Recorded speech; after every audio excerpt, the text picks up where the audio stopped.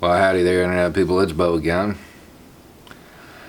So, guess we got to talk about Joe Rogan, Bernie Sanders.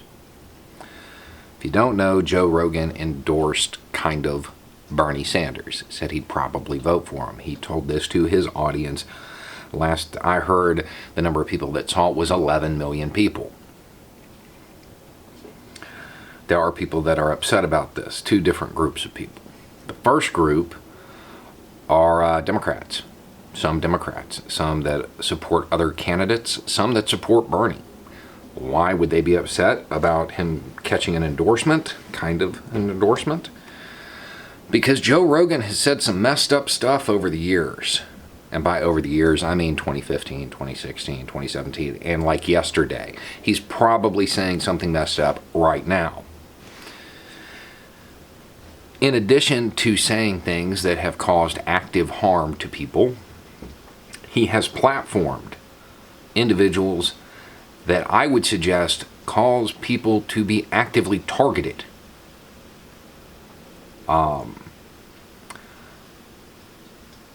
He has a lot of, I hate the term, problematic issues.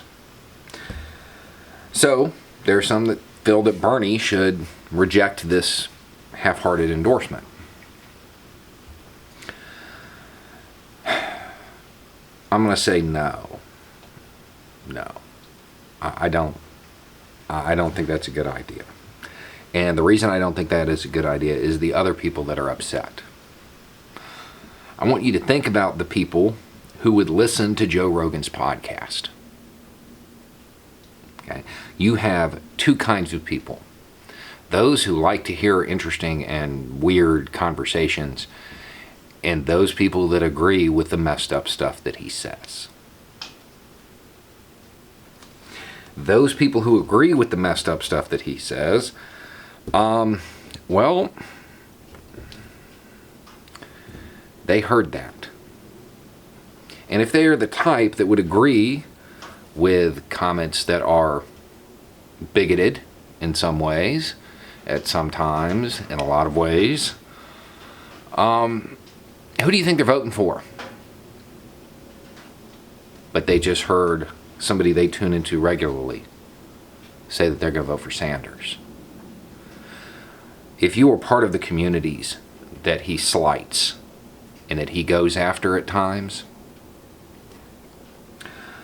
I would rephrase what he said. In your mind, he didn't say, vote for Bernie Sanders. He said, don't vote for Trump. It's the same sentence. It's the same thing. That's what he told his audience. That's what was said. That's what they heard. And now his audience is split. They have to make a choice. Do they stand by Donald Trump? Do they stand by Joe Rogan? And that audience is going to argue. Red on red fire. Look at this like a battlefield. You've got opposition forces fighting each other. That's a win. Because they're going to argue. And those who take Joe Rogan's side, they're going to become more and more entrenched in that position as that argument goes on. Because it will be an argument. It's not a discussion. So they're just going to dig their heels in. And what they're going to walk away from it with is, don't vote for Trump. That's a win. In this situation, if you are talking about it and looking at it as if it's a battlefield, and it is, Bernie took something from the opposition and gave them nothing. That's a win. Yeah, it makes some of his allies uncomfortable. And there's a lot to be uncomfortable about. Like I said, Rogan has said some messed up stuff over the years. If you don't know, I mean, you do now. There are very few, if you have watched this channel for any length of time, you know what causes are close to my heart. There are very, very few. I think the shelters are the only thing he hasn't actually spoke out and kind of undermined. He's not somebody I would consider a friend. We have very differing views. In this instance, that endorsement can only help. It can only help pull people away from Trump. That's it. That's all it can do, unless it succeeds in creating red-on-red fire on this side of the battlefield, and Democrats start attacking each other. But the Sanders campaign took something and left nothing. And there are those who are saying, well, it's legitimizing Rogan. Rogan has a massive audience. Part of the problem with the United States is that the audience often determines whether or not somebody's legitimate. He has an audience that, regardless of whatever he says, he's already legitimized. That was the problem with him bringing people like Milo or the frog guy on his show. It helped build them. And yeah, that's bad. That's really bad. That produced active harm. In this case, he told that same audience that tunes in to listen to people like that he was probably going to vote for Sanders. More importantly, he said he wasn't going to vote for Trump. He didn't say it out loud, but they all heard it. They all heard it. If you want to talk about somebody who is actively helping the opposition, you need to go talk to Bloomberg. He's pumping millions into running ads on Fox News, and he is being cheered on by the Democratic establishment because they're not looking at it like a battlefield. Where's that money going to go? That money is going to eventually pay for investigative reporters to do opposition research on Democratic candidates, in the hopes of trolling Trump. That doesn't seem to be an effective use of that money. But what do I know? As far as Joe Rogan and this endorsement, I want to go back to that video about allies. Your allies aren't perfect. They don't have to ride with you the whole way. All they have to do is get on at one stop and get off at the next. They're just going to ride that bus with you for a little bit. You don't have to be friends as long as you're moving in the same direction.